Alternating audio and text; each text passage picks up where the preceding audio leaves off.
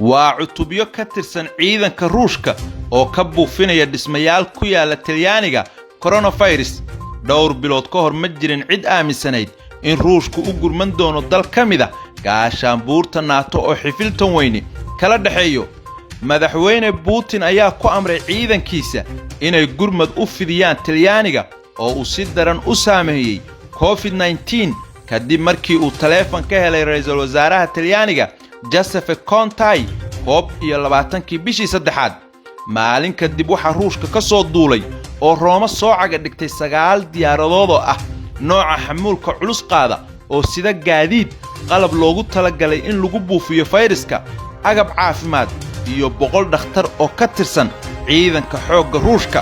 22 gaari oo ay leeyihiin ciidanka Ruushka oo sida dhakhaatiirtii iyo agabkii ay ugu deeqeen Talyaaniga ayaa ka soo shiraacday caasimadda Rooma iyagoo gaaray magaalada Bergamo oo kamid ah meelaha uu sida daran u saameeyay COVID-19